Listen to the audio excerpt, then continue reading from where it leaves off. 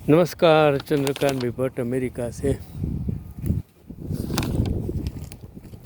दुनिया में जो जन्मा है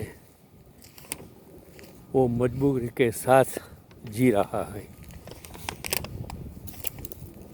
हर इंसान को ज़िंदगी तो मिलती है, लेकिन स्ट्रगल ज़िंदगी के साथ ही जन्म लेती हैं और मृत्यु के बाद भी वो स्ट्रगल किसी के लिए छोड़ जाती है। उसी का नाम ज़िंदगी है। जो आया वो चले जाने वाला है और जो चलेगा, जो चला जाएगा वो कभी वापस नहीं आने वाला है। सिर्फ हम उसकी यादों के सहारे जी सकते हैं। और चंद्रकांत भट्ट अमेरिका से सिर्फ यही कहता है कि हर औरत जब जन्म लेती है तो सबसे बड़ी दुनिया में मजबूरी का नाम, दूसरा नाम औरत। लेकिन पशु या पक्षी हो, नारी नारी ही होती है। और नारी को ईश्वर ने इतनी शक्ति दे दी है कि शायद पुरुष उसके साथ नहीं चल सकता है। आज एक कहानी, सच्ची कहानी। एक औरत 45 आदमी के बीच जो महिला कुली का काम करती हो वो कैसी मजबूत औरत होगी। तो 31 वर्ष की औरत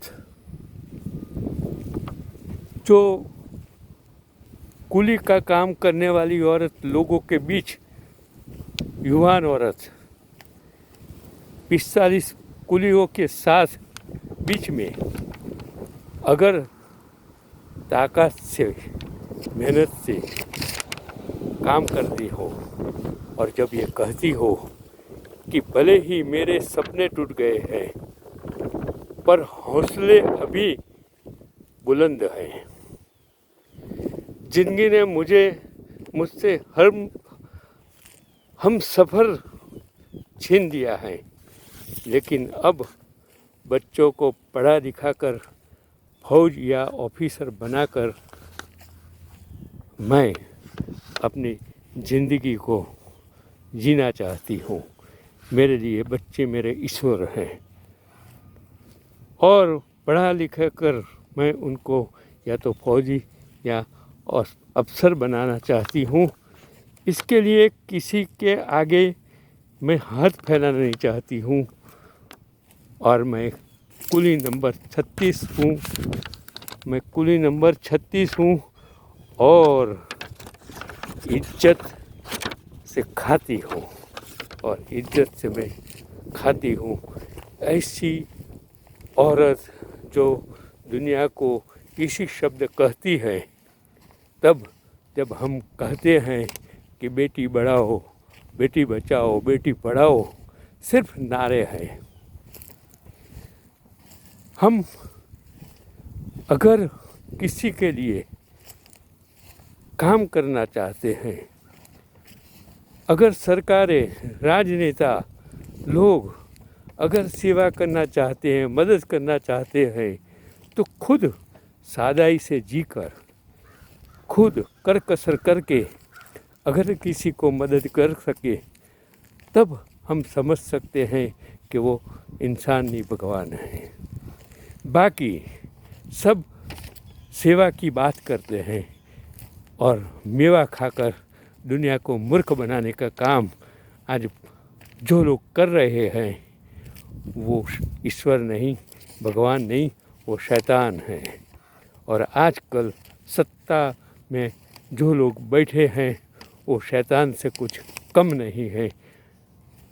सत्ता के सिंहासन पर जब सत्ता मिलती है, तब जिस तरह से सत्ता का नशा, सत्ता दिखाने का काम लोगों के पैसे से, लोगों के पसीने से जो सरकारें पैसा टैक्स के स्वरूप में लेती हैं, वो पैसा इसी तरह जब उड़ाए तब हमें लगता है कि क्या ये लोकशाही है, क्या ये मानवता का मंदिर है, क्या वो राम की बात करने वाले, कृष्ण की बात करने वाले ये कहते हैं कि बच्चों को उन राम और कृष्ण का नाम मालूम नहीं है। अरे भाई, राम और कृष्ण का नाम याद रहे न रहे, भूखे बच्चे को अगर भूख के लिए खाना नहीं मिले तो क्या राम और कृष्ण का नाम उसको खिलाएगा? ये कैसे मूर्ख लोग आज जिस तरह सोशल मीडिया पर जो संदेश वायरल करते हैं, उनसे तो मुझे शर्म ये आती है कि कैसा इंसान है ये, जानवर से भी बढ़कर पढ़े लिखे इंसान जब ऐसे सोशल मीडिया पर जो एक इंसान की वाहवाही में इतने डूब गए हैं, उसको इतना भगवान बना दिया है कि मेरी समझ में नहीं आता है कि क्या ये लोकशाही है। क्या हम इसी तरह किसी की वाहवाही करके क्या उसको महान राम कृष्ण महात्मा बनाने की बात कर रहे हैं?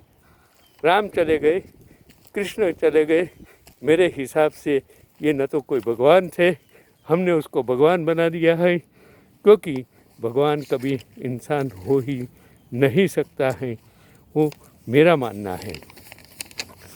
बाकी आप पर छोड़ देता हूँ, आप किसी इंसान को भगवान मानो, राक्षस मानो, वो आप हैं, मुझे कोई फ़र्क पड़ता नहीं है।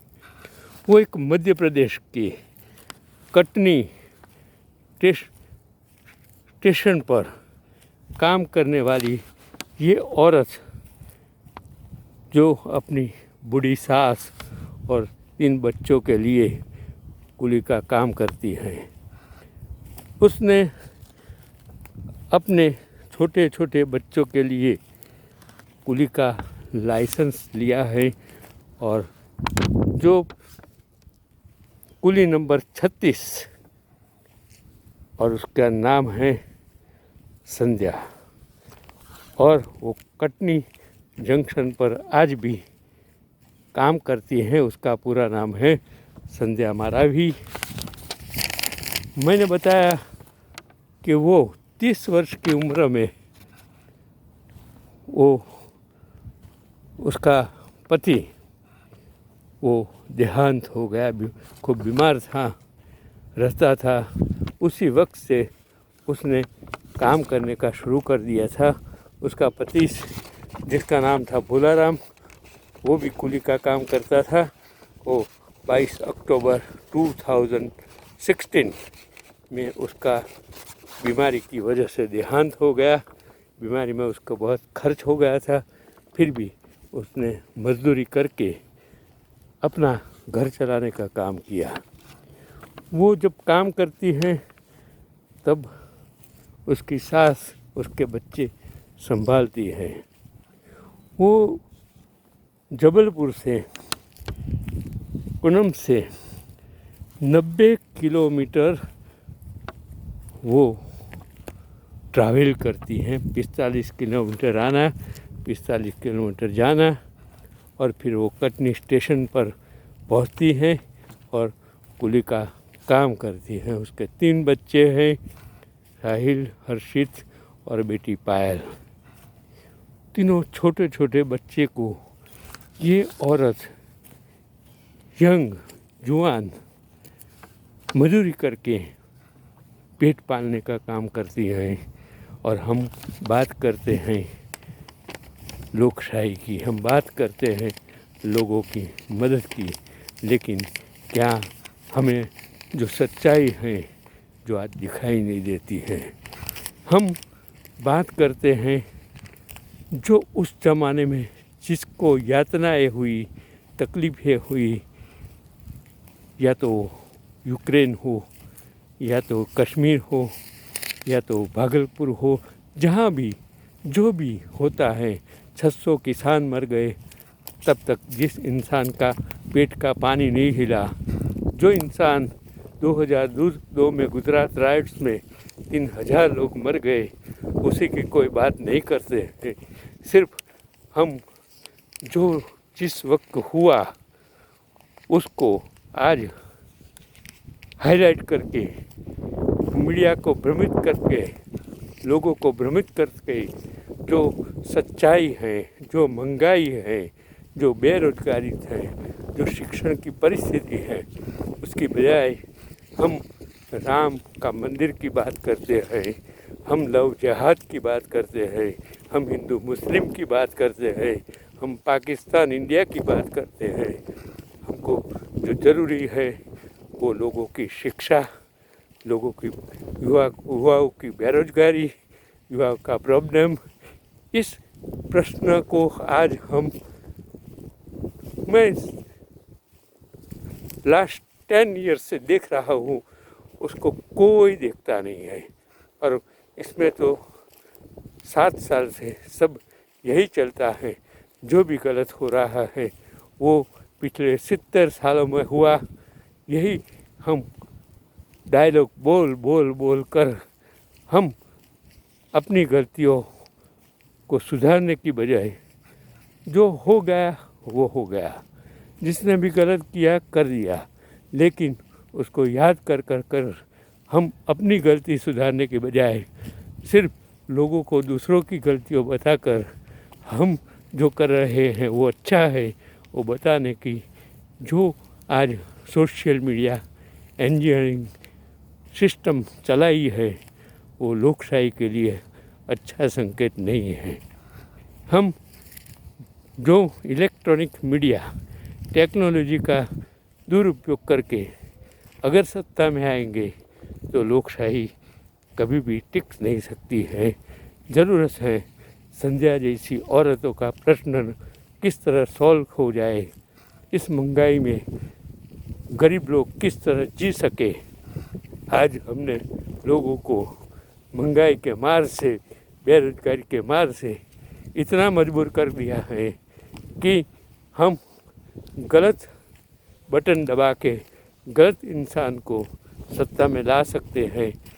इतना मजबूर कर दिया है इंसानों को। याद रखो, मैं हूँ न हूँ, लेकिन मेरा ये शब्द आप ज़रूर याद रखना कि ये वक्त है, समझ जाएंगे नहीं। सिर्फ सोशल मीडिया से आप गलत इंसान को भगवान बना देंगे, उसकी जिम्मेदारी आपकी है, मेरी नहीं है। न तो मुझे कोई पक्ष, कोई नेता, कोई व्यक्ति के लिए न तो कोई ग्रीवेंस है। सिर्फ जो बात मुझे दिखाई देती है, आज जो संध्या जैसी परिस्थिति है, इन औरतों की परिस्थिति दिखाई देती है, वो आप तक पहुंचाने का मैं काम करता हूं। अगर अच्छा लगे, अगर आप मदद कर सके तो कीजिए। भगवान ईश्वर ज़रूर उसमें आपको दिखाई देगा।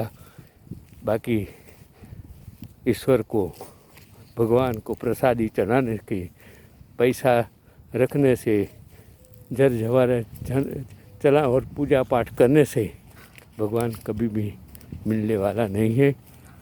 जो दुख, जो प्रॉब्लम्स हैं वो तो रहने वाला है। सिर्फ वो प्रॉब्लम अपना आप ही सॉल्व कर सकते हो।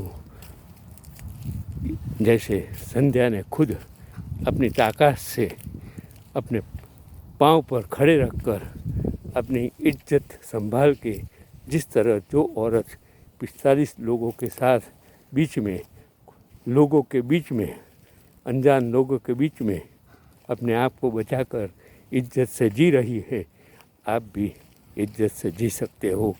यही पैगाम है मेरा।